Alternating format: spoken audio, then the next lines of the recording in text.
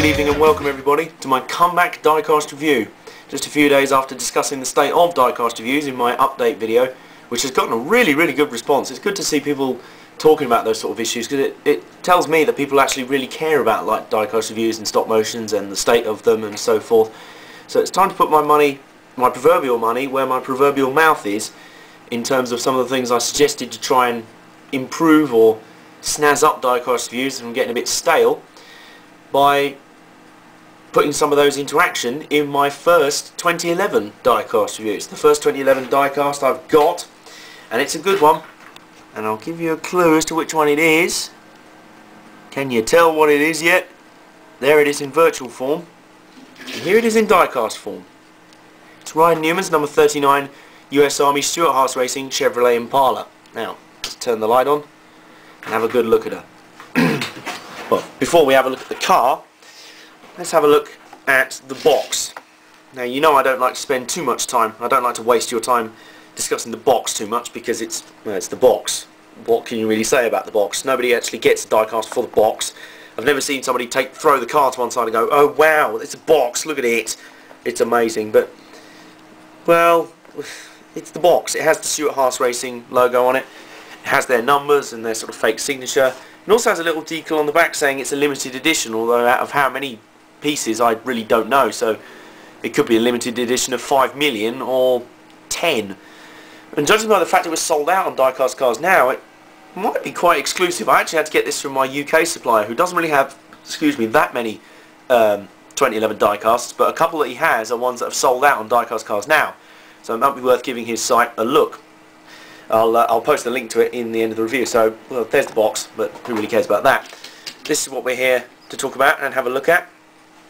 So let's take a look with my incredibly high-tech pointer. Actually, let's just take you and sort of look around with the camera.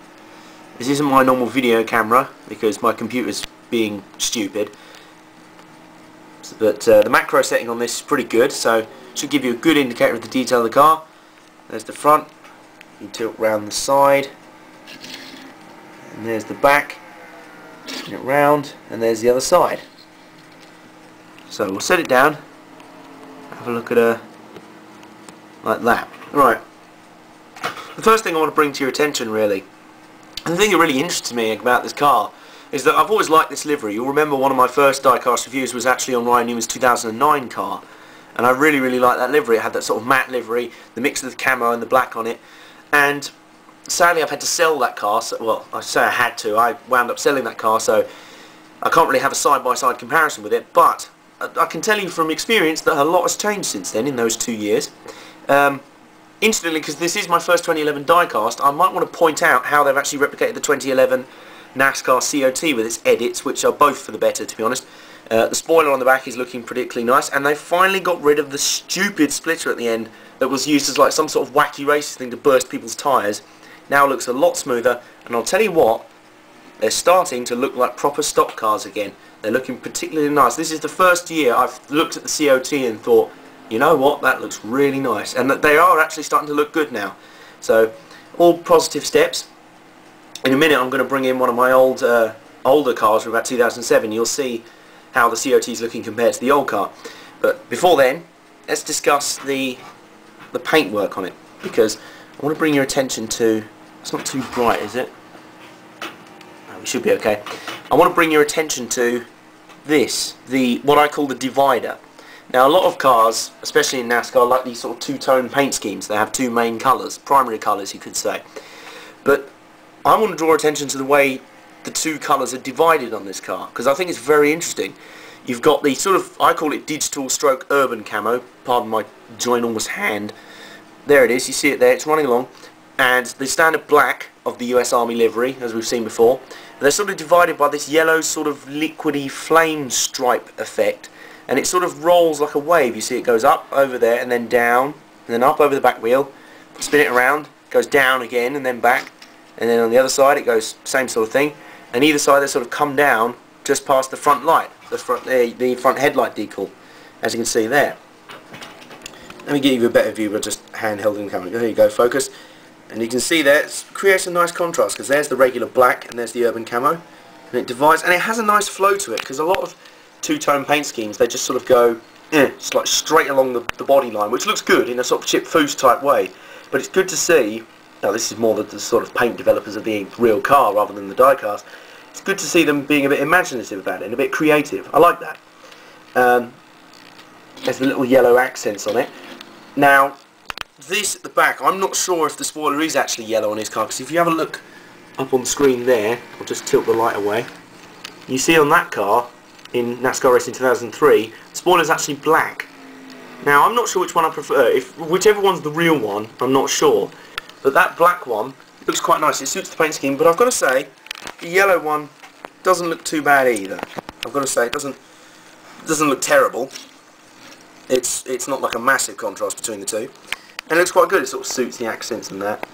But a more sort of glaring omission, I'd say, is this sort of splitter thing on the back here that's prevented to do try and prevent the car from flipping. I think that's the case.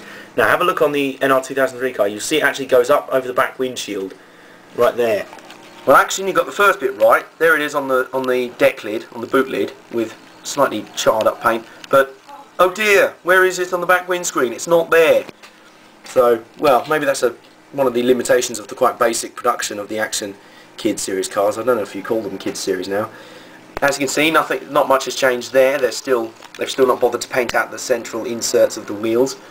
But to be honest, these are kind of minor gripes really, because for the price you pay, I mean, it's $6. For me, that's pretty much £4. I mean, even when you factor in shipping from America from diecast cars now, that's still about £6-7 quid, which is an absolute bargain for cars like this. So the quality is pretty good. We can let slide the odd like sort of basic thing. Obviously the underside's pretty basic, but to be honest, if you're really that bothered about it, you can paint them, and that's what I'm maybe thinking of doing. I have taken a black marker pen to the inside of these wheels before and just blotted them out to make it a bit more realistic.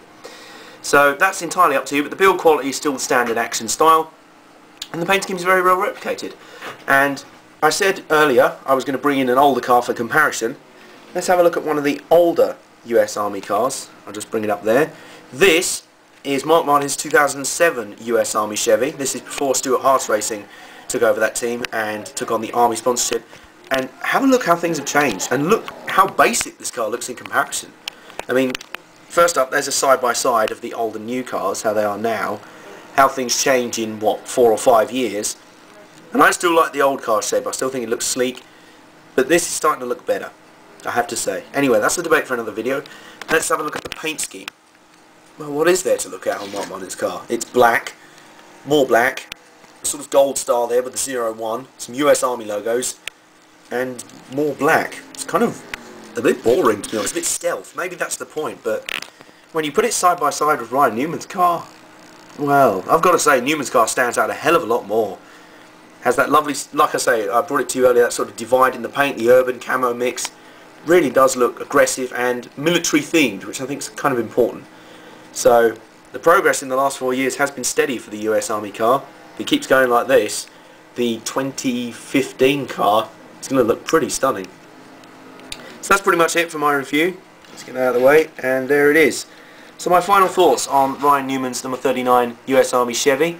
It's a nice looking car. It's a very distinctive looking car, and in a field as bright and colourful as the NASCAR field, you have to be able to stand out for the crowd, and this car does that. So the build quality, it's a standard Action car, so I'll give that, what, 7 out of 10? Well, no, maybe 7.5 out of 10, considering the price.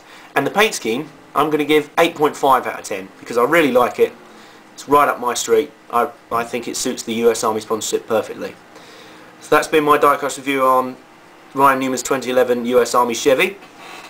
Stay tuned for more diecast reviews coming in the next few days. I have a large package coming from Diecast Cars Now, and that's not an innuendo in there at all. Yes, but as soon as that arrives, expect a swathe of diecast reviews from my channel. For now, I hope you enjoyed this comeback review, and I'll see you next time.